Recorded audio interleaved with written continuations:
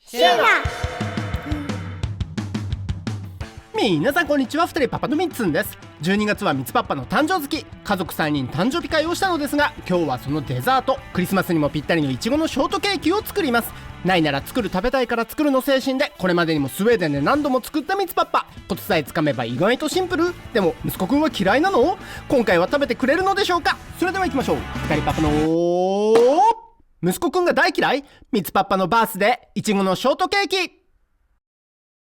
とある金曜の夜、息子くんとリカパッパが寝静まった後、なぜかこのケーキを作るときは夜に思い立って作ることが多いのです。その理由も途中でお話ししながら、早速その作り方をご覧に入れます。まずはスポンジケーキの土台から。直径15センチ6ピース分の材料がこちら。僕はバニラシュガーを使ってますが、バニラエッセンスなどでも大丈夫。まずは全卵と砂糖を合わせ泡立てます。白身と黄身を分ける別立てという方法もありますが、僕は全卵派です。そして何度も様々な方法でスポンジケーキに挑戦してきたみつパパがたどり着いたのが湯煎なしの低速泡立てです。湯煎で温めたり高速で泡立てると泡立ちは早くなるのですが、一つ一つの気泡が大きくなりきめが粗くなってしまいます。ふんわりしっとりとした生地のために気泡をできるだけ小さく、きめの細かい生地を目指します。この機械ほんと便利で、泡立ててもらっている間に他の準備をします。バターを湯煎で溶かしつつ、薄力粉を2度ふるっておきます。薄力粉はスウェーデンだとなぜか手に入りにくいので、日本のものを使っています。ちなみにこのケーキを作る時だけはみつパパ、息子くんとではなく自分一人で作るんです。理由は2つ。1つは技術や分量の正確さが必要なケーキなので、子供と作るのが難しいこと。もう1つはケーキ作りはみつパパにとって心を落ち着かせる瞑想のようなもの。この材料をこの手順で混ぜるとこれになると、科学の実験のようなプロセスがなんだか没頭できるんです。なので突然夜中に思い立ってこのケーキを焼き出す時があります。と言っている間に泡立てた卵が白っぽくもったりしてきました。泡立て器を持ち上げてリボン状に落ちれば大丈夫。ここにふるった粉をさらにふるいながら入れ、ボウルを手前に回しながら下からすくい上げるように混ぜていきます。混ぜすぎてもせっかく作った気泡が潰れちゃうし、混ぜが足りなくても粉が残ってボソボソの生地になってしまうので、めっちゃ集中しています。いちごのショートケーキって突然無性に食べたくなるんですが、スウェーデンにはないんですよ。これだけ軽くて柔らかいケーキが。以前紹介したネイキッドケーキみたいなものはありますが、粉も多めでちょっと重たいんです。だからないなら作るしかないなと、食べたくなった時に作ります。ここでさっき湯煎で溶かしておいたバターと牛乳を加えますが、この2つは混ざりにくいので、初めに生地の一部を少しだけ取って混ぜて、その後全体に混ぜていきます。ちなみに息子くん1歳の誕生日の時もこのいちごのショートケーキを作ったんですよ。まだ食べれなかったですけどね。そして混ぜ終わった生地を型に流し入れ、軽く落として大きな空気を抜き、175度に予熱したオーブンで25分焼きます。焼けたスポンジは竹串を刺して生地がついてこなければ OK。 オーブンから出したら焼き縮みを防ぐためにまた軽く落として、型紙をつけたまま金網などに上下逆さにしておき、粗熱を取ります。粗熱が取れたら清潔なタオルで全体を包み、さらにビニール袋に入れ冷蔵庫で一晩寝かせます。この寝かせの作業があるので結構夜にやること多いのかもなと思います。そして翌日、休日のブランチを食べているリカパッパと息子くんをよそめに、みつパッパはデコレーションの準備。まずは生クリームに砂糖を混ぜ泡立てていきます。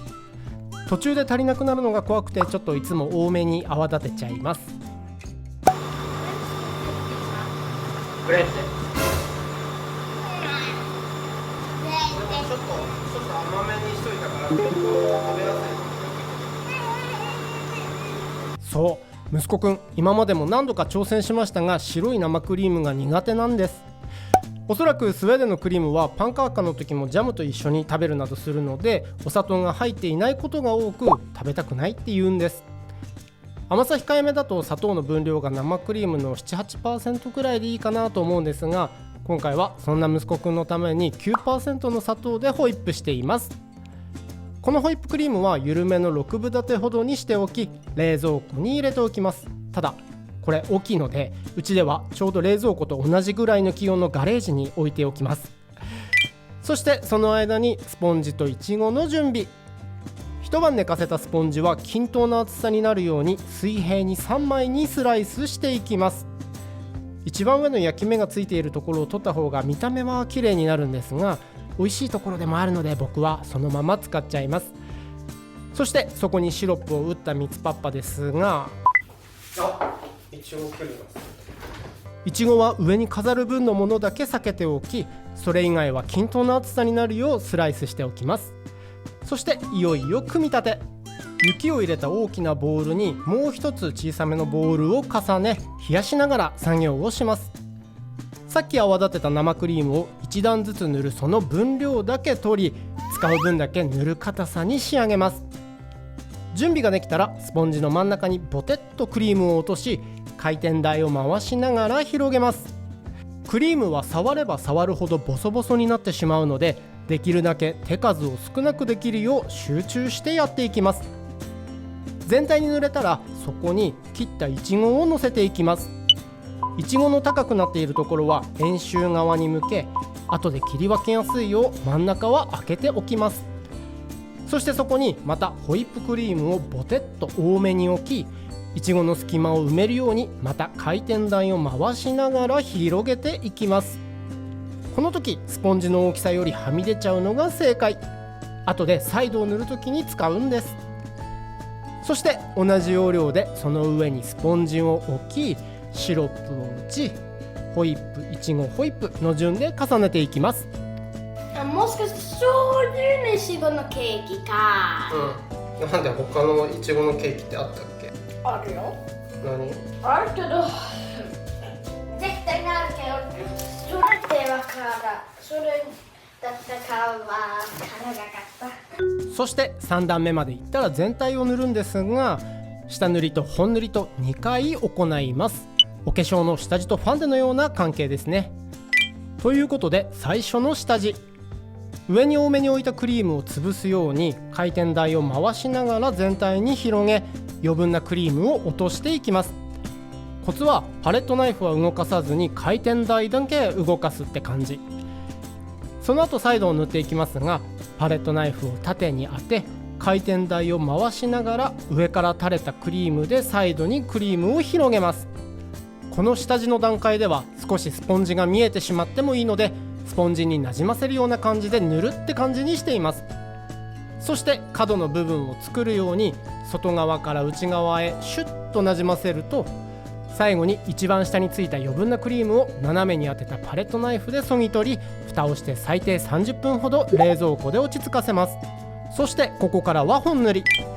また使う分だけのクリームを仕立て、トップに多めのクリームをのせ、回転台を回しながら塗っていきますが、下塗りの時のようになじませるというより、クリームをのせ余分なものを削り取っていく感じで全体をコーティングしていきます。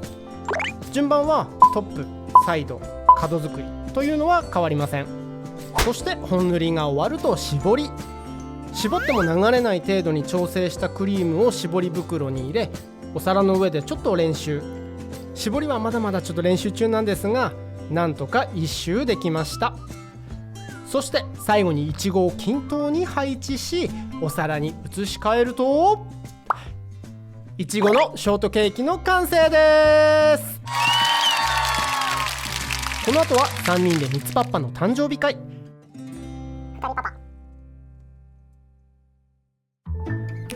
その夜、もうすぐ誕生日のみつパッパが今年は日本に行ってしまうため、早めに誕生日会をすることになった2人パパ家。リカパッパがスウェーデン料理を作ってくれましたよ。その様子は次回お届けしますのでお楽しみに。そして食後にいちごのケーキが登場です。待って気をつけて、これくっついちゃう。見たい？ダダーン。おいしそうけど。おいしそうでしょ？おいしそうけどなんかもう少し上にいちごがあると思ってた、ここに。ああそうね、そういう飾り付けもあるよね。でもね、この時期ね、いちごが高いからあんまりたくさんいちごが使えないんです。なんでこうやってカットできなかったの？でも中に入ってる、いっぱい。ところがあると思っていた誕生日用のキャンドルがなかったので、ピロ、ヒピピロ、あ、じゃあこれをこ言のろうそくったのにしよ後にはこれ使うよ。それはどう？Jag må levaの後には20ね。と上に向かってね。う。上に向かってるだけ。だけどそしたらケーキとここに教えるといけないから、ここに引っ張るのに。はい、じゃあ行きましょう。Jag må leva. Ja, kom och sätt dig här. Jag må leva ut i 100 år. Ja, visst ska han leva. Ja, visst ska han leva. Ja, visst ska han leva ut i 100 år. Han lever. Hipp, hipp, hurra! Hurra! Hurra! Hurra! 結構大きい音だうん。な。この匂いが好き。いいのにおいね。ね、なんか楽しいさ。あ、ミツパパこれブローさしなきゃいけない。それでも願い事するんだって。何でがいいのと？ただ吹き消すだけ。うんオッケー、じゃあただ吹き消す。あ、でもある。うん、あるある。そう。ローサして。じゃあなんかいきます。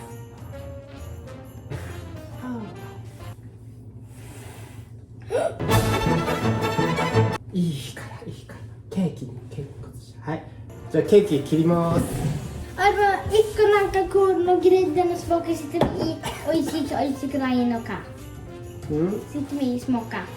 ちゃんと取ってあげるから。あれ冷たいの水、あったかいの水。あれあったかい水、あったかいやつで一回温めて、なんで一回温めたの？そうすると綺麗に切れるんよ。すごいプロフェッショナルだね。ケーキがついてる。それ誰々になる？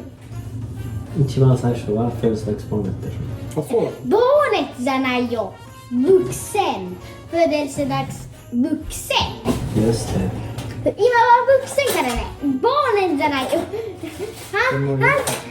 säger att han är ett barn, men han är vuxen. でもスウェーデン語でよくそれ言う。誕生日の子。誕生日の子が最初。すごい上手にできあとた。は子供ね。はーい。さて生クリーム嫌いな息子くん食べてくれるでしょうか？じゃあいただきます。ちょっとマジで今回すっごい上手にできた気がする。おいしい。美味しい。うん、美味しい。よかった。でなんかこうやって取るのが難しい。こうやってこれでやって高いからなんか取るのが難しい。大きいね。なんかこうやって棚にベルトするだったらもっと簡単。まあ、崩しちゃってもいいよ。ごめん、リカパパなんか。パウンドケーキがちょっと、とてもうん。ふわふわふわ。いちごも美味しい。うん。酸っぱくてちょうどいいね。バランスが。いちご欲しい？あと今回はさ、あ、そうだ。今回さ、この絞りがさ、久しぶりに上手にできてる。そう、すごい綺麗。うん。うん、たまらないですね。うん。ミツパパは息子くんがこのケーキを美味しいって言ってくれたことがめちゃくちゃ嬉しいです。うん。ほら、グレーってあんま好きじゃなかったでしょ。多分それってスウェーデンのグレーって結構甘くない時にしか。うん。でもこのいちご、冬のいちご、うん。多分甘いぐらいだ方がいい。そうだね。バランスが良くなる。うん。でもグレーでもスポンジケーキも基本的に日本のレシピだからこんな甘すぎない。なんかこの前でも日本に帰った時にさ、ケーキ食べたらケーキ屋さんで、あまりにも甘くなさすぎてちょっとびっくりしちゃっなんであんまりするの？た。で、インテストスそうです、スウェーデンのケーキ。プリンセスとか。そうそう、プリンセスソーダとかに慣れちゃってるから多分その俺がなんか甘いのに慣れちゃってるんだけど、やばい、ちょっとこれ今までで一番の出来だった気がすじゃあ今年残念ミツパパクリスマスいないね。る。いとこさんはミツパパのベーキングが好きでしょ。もしくは君の誕生日に一個。これは好きだったね。うん。オッケー。じゃあ、ごちそうさまでした。はい。ごちそうさまでした。美味しかったです。じゃあ、みつパパ。おめでとうございます。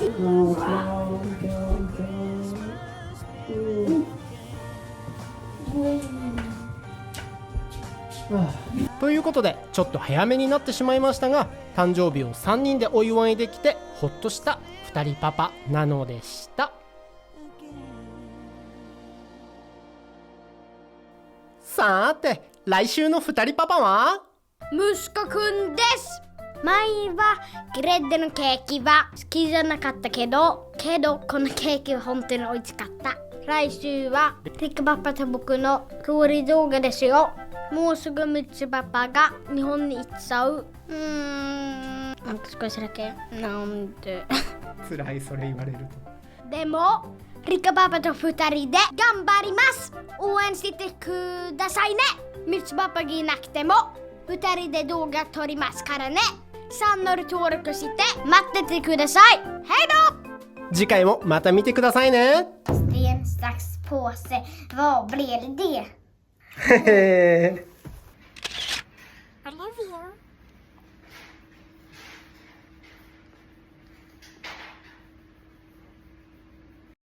二人パパ。